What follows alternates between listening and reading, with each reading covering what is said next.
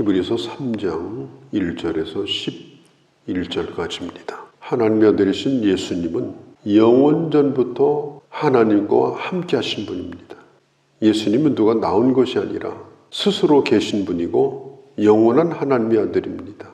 다만 구속의 사역에 있어서 하나님의 아들이다 이렇게 부르는 거예요. 하나님의 아들이 이 땅에 오셔가지고 천사보다 못한 때가 있었습니다. 우리와 같은 때가 있었습니다. 왜 그렇게 하셨느냐? 인간의 모든 사정을 아시고 친히 그 짐을 짊어지시고 구속의 사역을 이루기 위해서 부활하시고 마귀의 일을 멸하셨습니다. 여기서 멸하셨다는 말은 다 끝났다는 얘기가 아니라 이제는 마귀가 무기력하게 되었다. 아직도 마귀가 꿈틀거립니다. 그러나 머리는 다 깨져가지고 절대로 하나님의 백성들을 물어뜯을 수가 없습니다. 왜냐? 주님이 이기셨기 때문입니다. 그 주님을 믿고 우리가 아브라함의 자손이 된 겁니다. 하나님의 자녀가 된 겁니다. 3장으로 넘어와서 이렇게 우리를 불러요. 하늘의 부르심을 입은 거룩한 형제들아. 우리는 누구냐? 하늘의 부르심을 입은 자들이에요. 내가 예수를 믿었기 때문에 부른 것이 아니고 주님이 부르셨기 때문에 믿은 겁니다. 사도 바울이 믿었기 때문에 부른 게 아니에요. 주님이 부르니까 주님 앞에 응답하고 믿은 거예요. 그리고 거룩한 형제가 됐다고 했죠. 어떻게 거룩한 형제가 됐는가? 주님이 구별하여 우리를 세우셨기 때문에 거룩하게 된 거예요. 부르셔서 거룩하게 된 것이지 완벽해서 거룩하게 된 게 아니다. 그래서 하늘의 부르심을 입은 거룩한 형제들아 이렇게 말하고 있는 거예요. 예수 그리스도는 우리가 믿는 도리의 사도시며 대제사장이시다. 그분을 깊이 생각하라. 예수님은 어떤 분이냐? 우리가 믿는 도리입니다. 도리라는 것이 뭐죠? 마땅히 믿어야 될 바이고 마땅히 행해야 될 바입니다. 그러니까 이 도리라는 말은 우리의 신앙 고백을 의미하는 거예요. 그리고 예수님을 여기서 사도라고 부른 것은 성경에 딱 한 번만 나와 있습니다. 여기 외에는 예수님을 이렇게 부른 적이 없어요. 그런데 요한복음 6장 68절에 보면은 예수님이 이런 말씀을 했어요. 내가 하늘로서 내려온 것은 내 뜻을 행하려 온 것이 아니라 아버지의 뜻을 행하려 함이라. 인간을 구원하는 구속의 사역을 이루기 위해서 이 땅에 오셨고 예수님은 그 하나님의 뜻을 이 땅에 있을 때 전해주었어요. 하나님의 뜻을 다 전파하신 다음에 그 뜻을 행하시기 위해서 십자가에 달려 죽으셨습니다. 그런 면에서 우리 예수님은 사도이시다. 예수님은 생명에 대하여 말씀하신 분이 아니에요. 진리에 대하여 말씀하신 분이 아니에요. 어떻게 하면 바른 길을 걸어가느냐 그런 윤리 도덕을 말씀하신 분이 아니에요. 예수님은 내가 생명이다. 내가 길이다. 내가 진리다. 예수님은 길 자체입니다. 진리 자체입니다. 생명 자체입니다. 예수님이 이 땅에 오셔서 직접 전해주신 말씀이 바로 그런 말씀이에요. 그리고 주님이 결론을 맺어요. 나를 믿으면 영생을 얻는다. 나를 믿으면 영원한 생명을 얻는다. 나를 통해서 아버지에게 갈 수가 있다. 예수님은 우리의 믿는 도리시고 예수님은 우리의 사도이시다. 그리고 예수님은 대제사장이시다. 대제사장은 1년에 한 번씩 지성소에 들어가요. 성소와 지성소에 휘장이 있는데 그 휘장을 걷어내고 1년에 한 번씩만 딱 들어갑니다. 그 속죄일 날 그 법궤 위에 거기가 속죄소입니다. 거기다가 짐승의 피를 뿌리고 백성들을 위해서 속죄의 예배를 드리는 그것이 지성소예요. 그 외에는 언제나 무거운 휘장이 담처럼 가로막혀 있는 겁니다. 그런데 우리 예수님이 십자가에 달려 죽으실 때, 운명하실 때 그 휘장이 찢어졌습니다. 사람이 밑에서 위로 찢은 게 아니에요. 성경에 보면 위에서 아래로 찢어졌다. 휘장은 하나님이 찢으신 거예요. 뭘 보고 찢었어요? 예수님의 죽으심을 보고 찢은 거예요.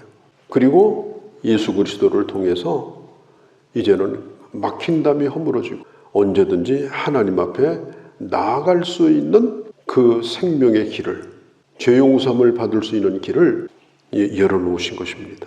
예수님은 자신이 대속죄물이 되시고 자신이 대제사장이 되셔서 이 구속의 사역을 이룬 거예요. 믿음의 도리이시며 사도이시며 대제사장이신 이 예수, 다른 예수가 아니에요. 이 예수를 어떻게 깊이 생각하라. 너의 내면 속에 그분이 떠나가지 않도록 항상 내 마음에 두고 살아라. 우리가 살고 있는 시대는 가벼움의 시대입니다. 피상적인 시대입니다. 껍데기. 그리고 가볍기가 한이 없어요. 우리가 신앙생활을 할 때 깊이 생각하는 것이 중요합니다. 특별히 예수를 깊이 묵상해야 돼요.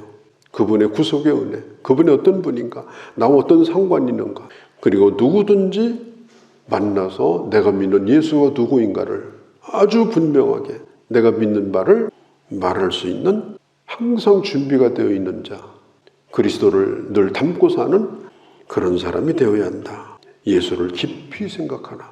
그러면 그 예수는 또 어떤 분이냐? 히브리서 기자는 이렇게 말합니다. 예수 그리스도는 모세보다 위대하신 분이다.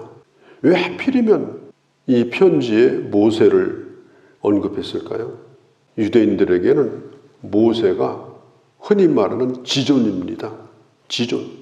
모든 사람 가운데 모세만한 사람이 없어요.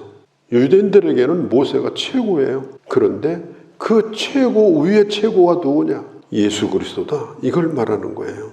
특별히 예수 그리스도는 창조자이십니다. 또 집을 지은 자입니다. 모세는 그 집에서 종노릇을 한 사람입니다. 성경은 말해요.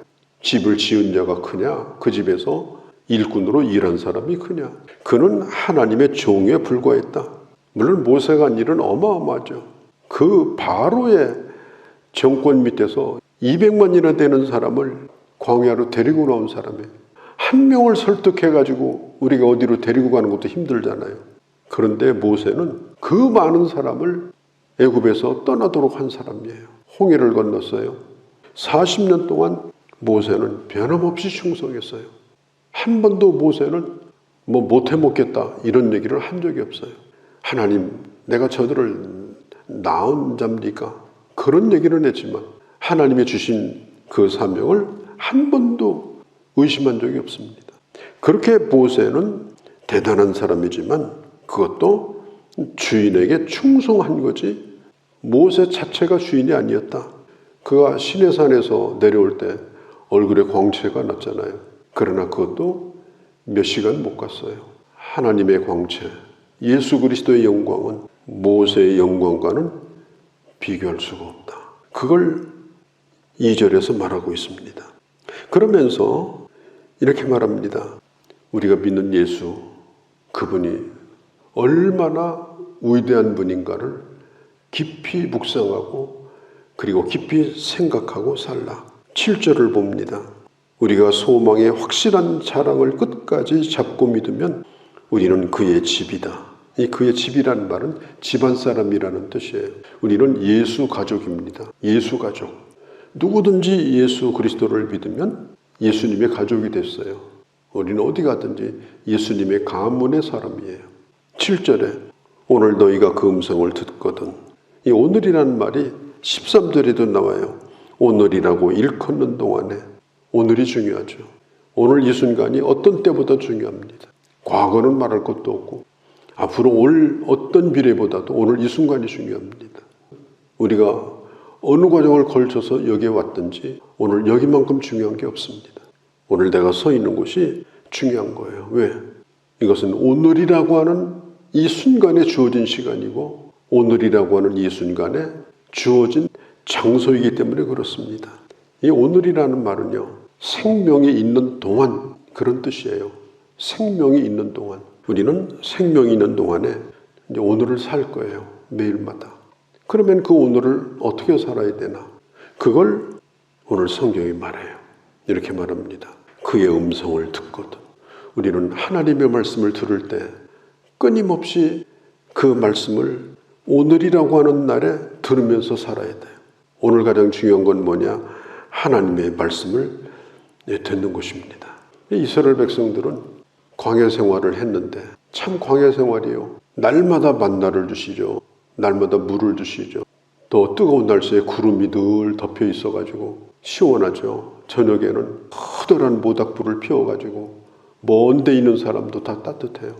이런 환경이 없어요. 물론 광야지만 그러나 하나님의 은혜가 충만한 곳이에요. 그런데 한편으로는 재미가 없어요. 날마다 똑같은 그림이에요. 눈을 뜨면 먹는 것도 똑같아요. 메뉴가 오늘이나 내일이나 물도 날마다 맹물이에요. 애굽에서 나올 때 입고 온 옷이 헤어지지 않았다고 그랬어요. 어떤 사람은 잠바 입고 나왔으면 40년 동안 잠바 입고 살아요. 어떤 사람은 그 상표를 입고 나왔는데 그 상표 내가 하도 급해가지고 그냥 대충 입다 말고 나온 그걸 끊임없이 40년 동안 달고 다녀요. 신발도 마찬가지예요. 안 떨어져서 구멍이 안 나서 좋지만 세상에 재미가 없잖아요. 좀 갈기도 하고 상표도 바꾸고 이래야 되는데 신앙생활이라고 하는 건 이와 똑같습니다. 우리가 날마다 하나님의 은혜 가운데 살지만 그 오늘이라는 날이 생각해보면 어떻게 보면 좀 지루하게 그지가 없어요. 너무나 단순하고 또 날마다 그런 생활이 반복되다 보니까 나중에 가서는 저 구름은 왜 떠 있는 거예요? 이러는 거예요. 아니 저 불기둥은 왜 떠 있는 거예요? 은혜가 은혜인 줄도 모르고 나중에는 그게 불평으로 변하게 되고 지금 히브리서 이 기자가 하고 있는 얘기가 그런 얘기예요. 광야 생활을 하나님이 하게 하셨는데 은혜로 살게 하셨는데 오늘이라고 하는 날 하나님의 음성을 날마다 듣고 은혜 가운데 거하는 생활을 하지 못하면 광야의 이스라엘 백성들이 끊임없이 하나님을 원망하다가 시체가 돼가지고 은혜 받았던 그 땅에서 만나를 먹었던 그 땅에서 시체가 돼서 나동그라져 버리는 얼마나 비참합니까? 은혜 받은 결과가 그것밖에 안 되고 만나를 먹은 결과가 결국은 광야에서 뻣뻣한 시체가 돼서 얼마나 비참한 거예요. 우리는 날마다 반복되는 생활을 하지만 이 오늘이라는 날에 대하여 그래서 소중하게 생각하고 로마서 12장 1절에 있는 것처럼 날마다 마음을 새롭게 하여 그리고 하나님의 뜻이 무엇인가를 분별하고 살아서 똑같은 환경인데도 이 환경이 좋고 똑같은 날씨인데도 이 환경이 좋고 똑같은 사람인데도 이 사람이 좋고 그런 새롭게 하시는 하나님의 은혜 그 은혜를 누리지 못하면 정말 이 세상은 아무리 하나님이 큰 은혜를 주셔도 광야일 수밖에 없다. 그래서 오늘 하나님의 말씀을 듣거든. 이 듣는 것이 참으로 중요합니다. 언제? 오늘이라고 하는 날에 오늘이라고 하는 날에 자 11절 12절에 그래서 하나님이 분노하셔서 약속의 땅에 들어가지 못하게 하셨다. 하나님의 손에서 12절 떨어질까 조심해라. 이 떨어진다는 말은 뿌리신다는 말이에요. 하나님이 우리를 버리시진 않아요. 그런데 내가 하나님을 뿌리쳐요. 간섭이 싫다고 그래요. 귀찮다고 그래요. 그래서 떨어져 나가요. 여기 보면 완고한 것을 조심하라고 그랬어요. 마음이 강팍해지는 것. 수없는 은혜를 받았지만 그걸 은혜로 받지를 못하고 허송세월하는 것. 이렇게 하지 말라. 그러면 우리가 매일 해야 될 게 뭐냐? 13절에 오늘 매일 피차 권면하라. 오늘 매일 오늘도 내일도 그런 뜻이에요. 뭘 해야 되느냐? 피차 권면하라. 우리가 영적인 공동체 안에 들어왔습니다. 그래서 교회를 이루고 교회 지체가 돼서 각자의 역할을 하고 있습니다. 우리에게 기회가 주어졌을 때 나만 신앙생활을 잘하는 게 아니고 내가 다른 사람도 잘 돌봐주고 어떤 때는 그 사람의 돌봄을 나도 받고 나도 그 사람을 돌봐주고 피차예요. 높은 곳에 가서 다른 사람을 내가 돌봐주는 게 아니에요. 나도 돌봄이 필요한 사람이고 저 사람이 내 도움이 필요하면 내가 또 도와주고 그러면서 함께 붙잡아주고 권면하고 서로 손을 잡고 나가야 된다. 14절에 확신한 것을 그래서 끝까지 놓치지 않고 붙들고 살아라.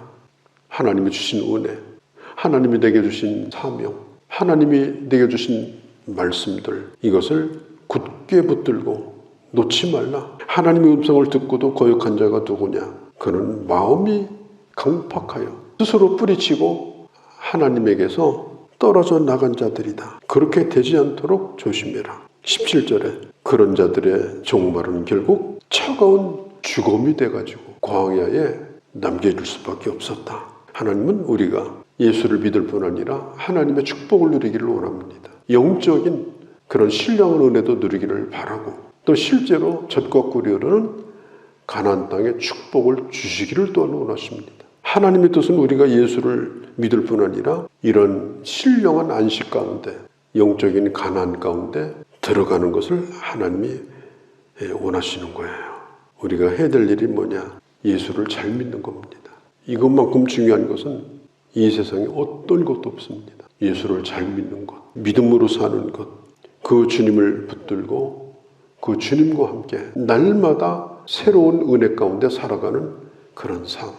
바울의 말처럼 겉사람은 날마다 부스러지고 있지만 내 속사람은 날마다 새롭고 또 새롭고 이제는 빨리 하나님의 나라에 가고 싶어서 안달이 날 정도로 지금 이 모습이 주님 보기에 가장 아름답다고 스스로 생각하고 이렇게 주님을 바라보며 살았던 매일매일의 믿음의 삶, 이것이 바로 우리가 가야 될 길인 것입니다. 오늘도 예수를 깊이 생각하고 묵상하고 주님과 함께 걸어가는 그런 귀한 날이 되어주시기를 바랍니다. 거룩하신 우리 아버지, 하늘의 부르심을 입은 거룩한 형제들아, 우리가 믿는 도리시며 사도이신 예수 그리스도를 깊이 생각하라.